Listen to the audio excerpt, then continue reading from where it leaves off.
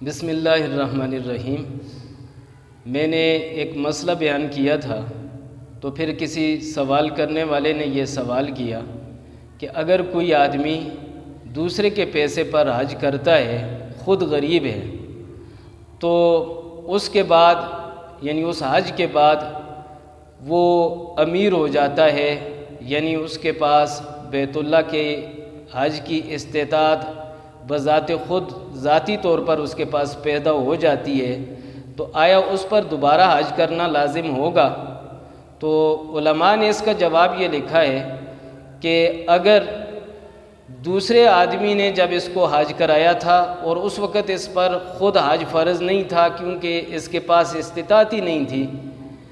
تو اس وقت اگر اس نے یہ نیت کی تھی کہ یہ میں نفل حج ادا کر رہا ہوں، تو اس نفل حج کے بعد اب چونکہ اس کے پاس خود کی استطاعت پیدا ہو چکی ہے، تو اب اس کے اوپر دوبارہ سے حج کرنا لازم اور فرض ہوگا۔ لیکن اگر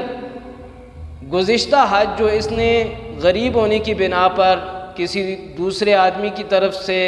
خرچہ کرنے پر کیا تھا، یا گورنمنٹ نے اس کو حج کرا دیا تھا، یا کسی کمپنی نے اس کو حج کرا دیا تھا، تو اب اس وقت حج کرتے وقت اس نے مطلق حج کی نیت کی تھی، یہ نہیں کہا تھا کہ یہ میں نفل کر رہا ہوں یا فرض کر رہا ہوں، بس صرف اتنی نیت کی تھی کہ میں حج کر رہا ہوں، حج کے لیے جا رہا ہوں، یہی نیت تھی۔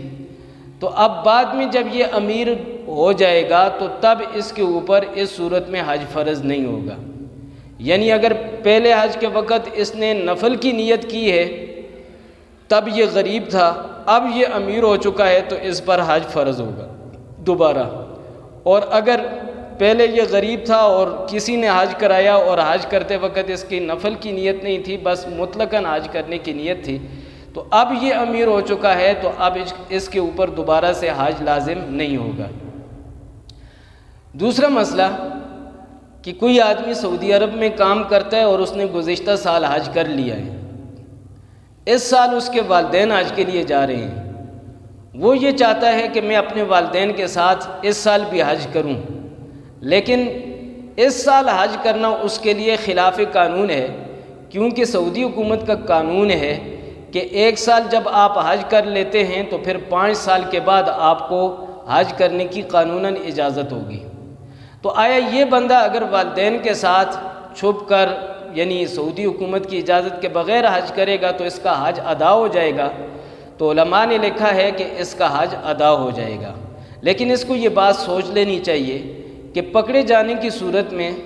اس کی عزت بھی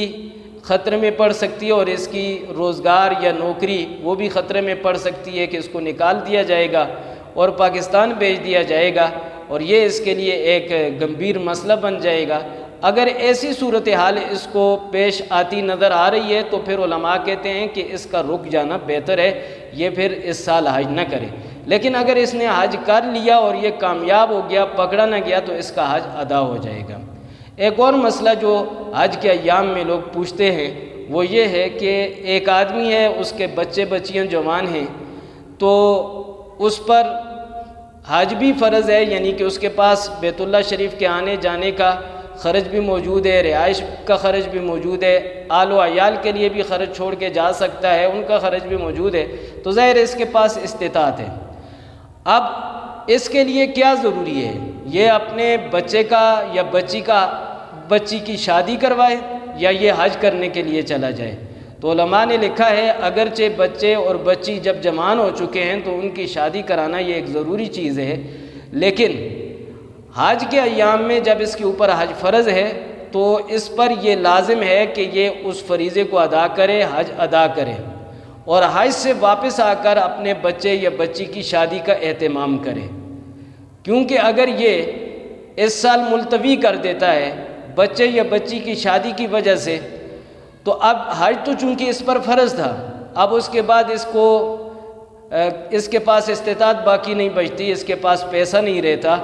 یہ حج کرنے کے لیے نہیں جا سکتا، مفلس ہو جاتا ہے، تو حج تو اس کے ذمہ واجب الادا ہے۔ اس حالت میں اگر یہ فوت ہو جائے گا تو حج اس کے ذمہ باقی رہے گا اور یہ گنہگار ہوگا۔ تو لہذا حج کرنے کے لیے جائے اور واپس آ کر اپنے بچوں کی شادی کروا دے۔